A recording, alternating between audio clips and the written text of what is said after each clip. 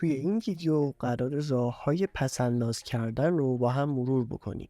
شاید بعضی از این راه‌ها اونقدر عجیب باشه که باور نکنید این راه‌ها کارسازن. شماره 1.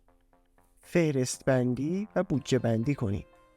همونطور که کارهای روزانه‌تون باید طبق برنامه‌ریزی انجام بشه، برای دخل و خرجتون هم باید برنامه‌ریزی کنید. میتونید شما جدولی بکشید و جلوی هر آیتم هزینه‌های معینش رو بنویسید. مثلا هزینه اجاره خونه اگه مستاجرین، هزینه خودرو و بنزین، هزینه‌های درمانی و چکاپ ماهیانه، هزینه درس و مدرسه فرزندتون، هزینه‌هایی که برای لباس، خوراک و تفریح اختصاص میدین و بقیه موارد. از وسایل نقلیه عمومی استفاده کنید. به جای هزینه‌های سنگین کرایه روزانه میتونین از وسایل نقلیه عمومی مثل مترو و BRT استفاده کنید. مگر اینکه درآمدتون اونقدر بالا باشه که تاکسی آنلاین یا کرایه آژانس براتون ناچیزه. از محصولات تخفیفدار استفاده کنید. یکی دیگه از روش‌های پس‌انداز پول استفاده از محصولات تخفیفداره. ممکنه این تخفیف شامل خوراک، پوشاک، تفریح، سفر، کتاب و یا حتی محصولات فرهنگی دیگه باشه. میتونید توی خبرنامه سایت‌های ارائه دهنده خدمات تخفیفدار مثل تخفیفان و نتبرگ و بقیه سایت‌ها عضو بشید و از آخرین رویدادها مطلع بشید. برای کاهش هزینه‌های درمانی به بیمارستان‌های طرف قراردادتون مراجعه کنید. بیمارستانایی هستن که طرف قرارداد با بیمه‌های تکمیلی و یا بیمه‌های رایگان مثل بیمه نیروهای مسلحن. قبل مراجعه به بیمارستان حتما نوع بیمه طرف قرارداد رو چک بکنید. اگر نوع بیمه خدمات درمانی شما مشمول تخفیف و یا رایگان هست، حتما استفاده کنید. این حق شماست. راه 5. برای پیرایش ماهیانه به آموزشگاه‌های آرایشگری سر بزنید. چرا آموزشگاه‌های آرایشگری؟ چون داشتن مدل رایگان برای هنرجوها الزامیه.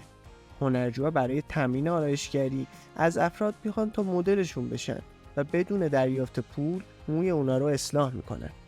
شماره 6. از تورهای تخفیفدار یا لحظه آخری استفاده کنید. اگر زیاد اهل گردش و تفریح هستین و نگران هزینه‌های سفرید، میتونید از تورهای تخفیفدار و لحظه آخری بهره‌مند بشید. بعدیش اینه که همیشه باید یه چمدون پر توی خونه داشته باشین و منتظر زنگ آژانس هواپیمایی باشید تا به سرعت به سمت فرودگاه حرکت کنید.